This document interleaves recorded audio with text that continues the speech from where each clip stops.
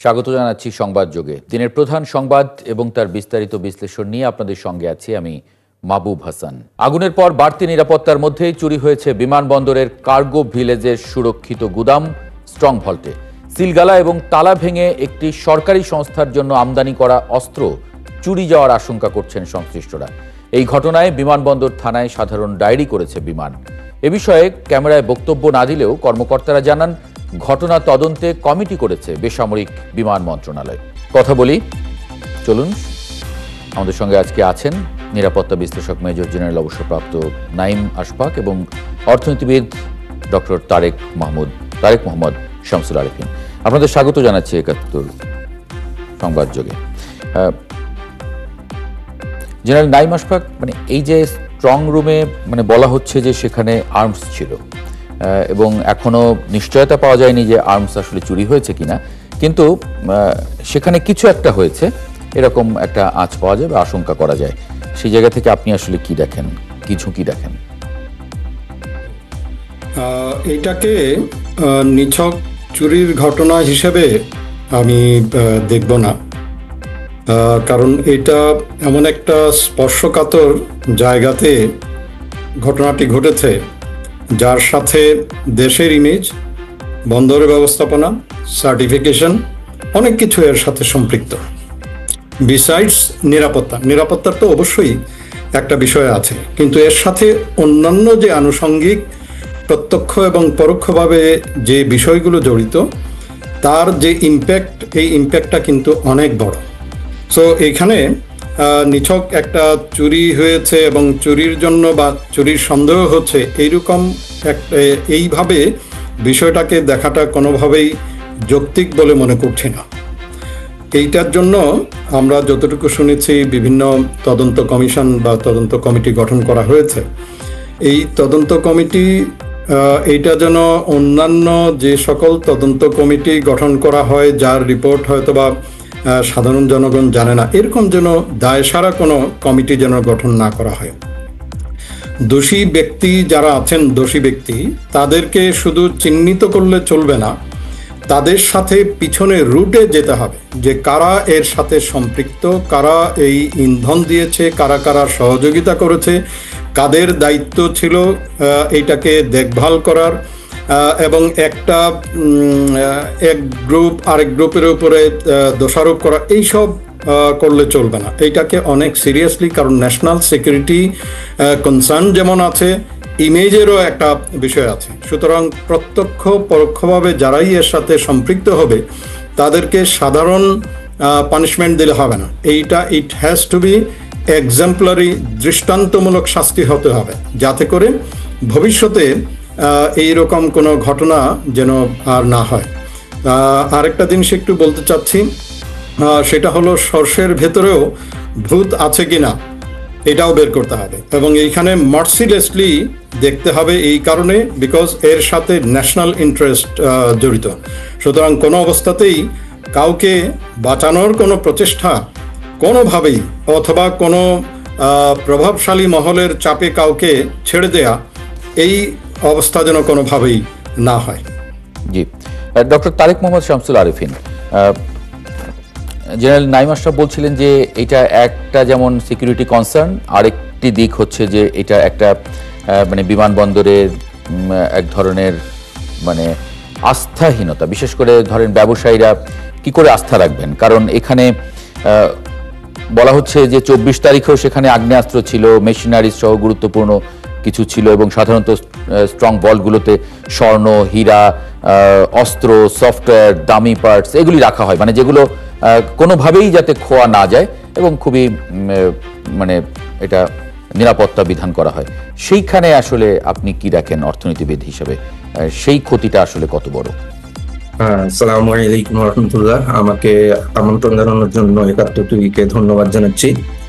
আপনি যে কথাটি বলেছেন আমি একটু পিছন থেকেই বলি। আমাদের যদি মনে থাকে যে ৫ই আগস্টে আমাদের যে পরিবর্তনের পরে আমরা প্রতিবেশী দেশের সাথে আমাদের স্ট্র্যাটেজিক কৌশলগত সম্পর্কের ক্ষেত্রে আমরা একটা নেগোসিয়েশনের মধ্যে টানাপোড়েনে পড়ে যাই। সেই টানাপোড়েনের ভিতরে প্রতিবেশী দেশকে কিন্তু আমাদের কার্গো যেগুলো আপনার গার্মেন্টসের কার্গো যেগুলো প্লেন ইউজ হতো আমাদের প্রতিবেশী দেশের বিমানবন্দর দিয়ে, সেই ব্যবস্থাটা তারা বন্ধ করে দেয়। জি। তারা অ্যাকচুয়ালি এই জিনিসটাকে ব্যবহার করেছিল স্ট্র্যাটেজিক নেগোসিয়েশনে একটি চাপ প্রয়োগের জন্য। সেই প্রেক্ষিতেই কিন্তু আমাদের কার্গো ভিলেজের অ্যাক্টিভিটি এবং গুরুত্ব আরো বেড়ে যায়, কারণ আমরা তখন আমাদের যে পণ্যগুলো সেখান দিয়ে বাইরে রপ্তানি হতো সেগুলো আমরা আমাদের নিজস্ব কার্গো সিস্টেমে আমরা রপ্তানি করা শুরু করি। তো সেই প্রেক্ষিতে যখন এখানে একটি বিশাল অগ্নিকাণ্ড হয়, অগ্নিকাণ্ডের যে মাত্রা আমরা দেখেছি সেটি আসলে কোনোভাবেই আন্তর্জাতিক মানদণ্ডে গ্রহণযোগ্য নয়, যে একটি দেশের প্রধান বিমানবন্দরে এই পরিমাণ আপনার আগুন এর বিস্তার লাভ করে।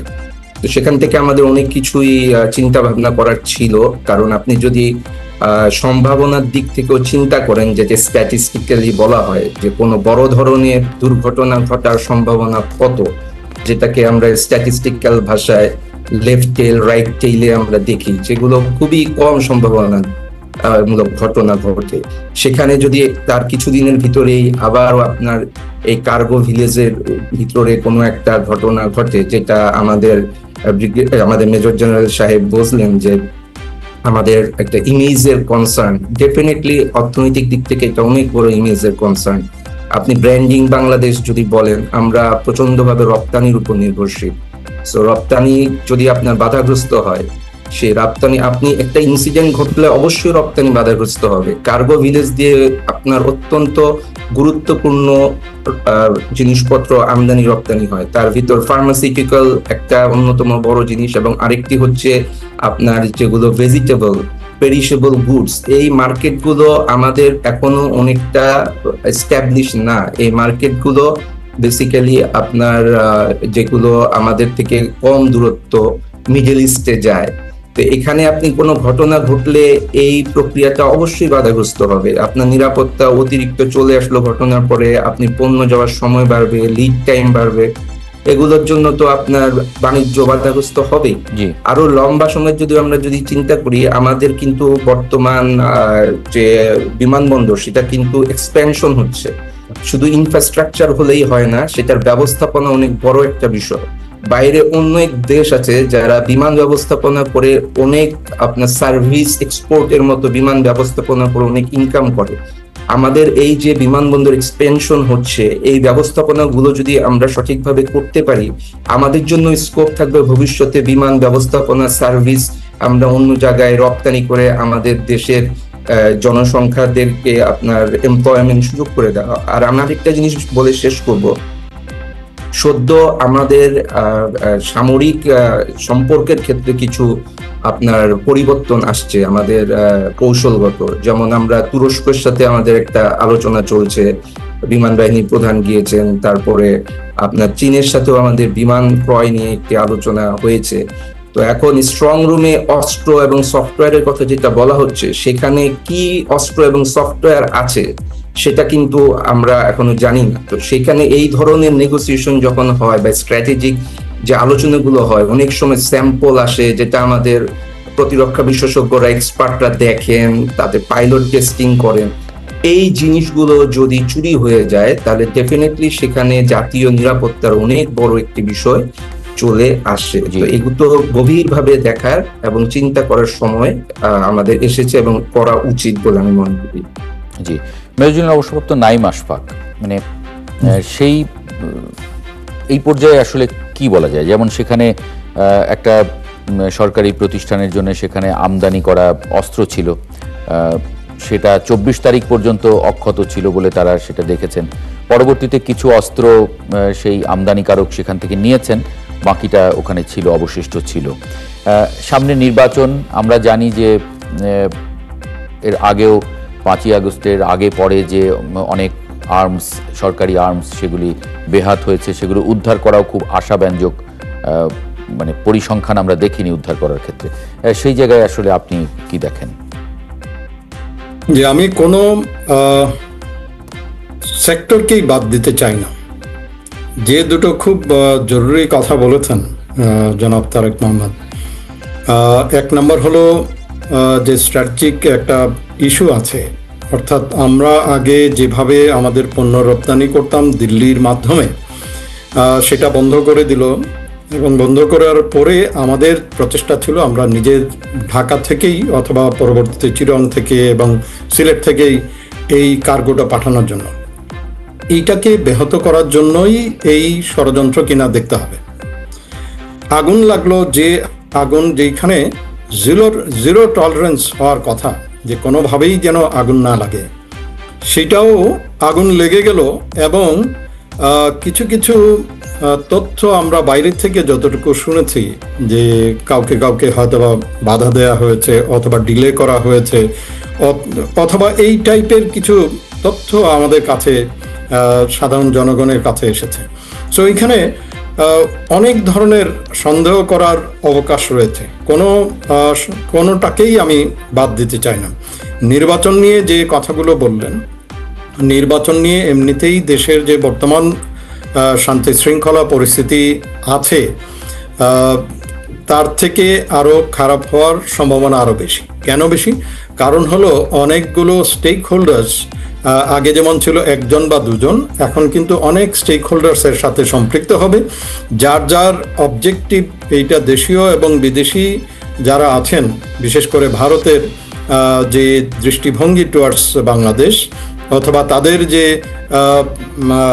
অ্যাকশনস অ্যাক্টিভিটি অ্যান্টিসিপেট করতে পারি তাদের স্টেটমেন্ট এবং অন্যান্য অ্যাকশনে, তাতে করে স্টেক হোল্ডারের সংখ্যা বেড়ে যাবে বা বেড়ে গিয়েছে, আস্তে আস্তে আরও বাড়বে, যারা এখানে অরাজকতা অশান্তি সৃষ্টি করতে পারে। তো সেই রকম গ্রুপও যে এরকম কোনো কাজ করেনি, এই আশঙ্কাকে কোনোভাবেই বাদ দিতে পারছি না।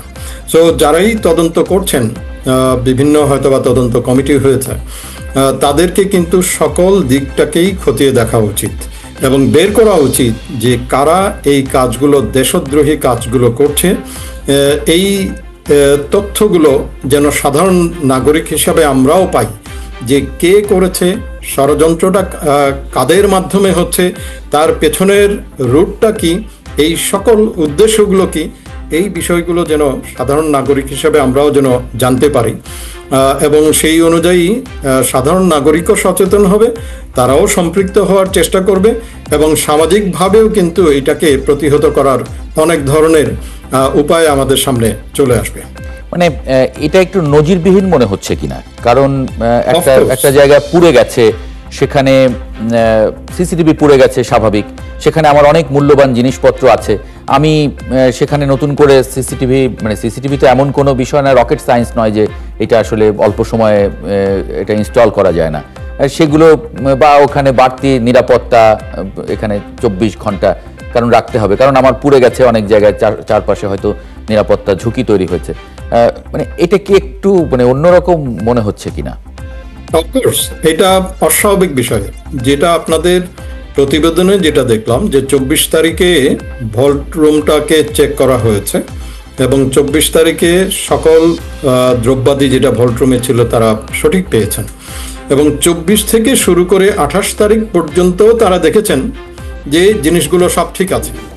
একটা সিসিটিভি অথবা সিসিটিভি কভারেজ দেওয়ার জন্য এতদিন কেন লাগবে? সুতরাং এখানে গাফিলতি কর্তৃপক্ষের যে নাই, এটা আমি হলফ করে বলতে পারছি না। সো ডেফিনেটলি গাফিলতি আছে, যাদের গাফিলতি আছে প্রত্যেককেই everyone must be taken to task. Doctor Arifin আরেকটি কথা বলেছেন যে আমরা এখন অনেকগুলো ডিল করছি, স্ট্র্যাটেজিক ডিল বিভিন্ন দেশের সঙ্গে, সেখান থেকে স্যাম্পল, সফটওয়্যার, প্রযুক্তি, নানান ধরনের কিছু আসার, মানে আপনি তো এক সময় এগুলো নিয়ে কাজ করেছেন চাকরি জীবনে নিশ্চয়ই, এগুলো আসলে কিভাবে আসে, মানে এরকম মানে সেটাও হতে পারে কিনা? আমি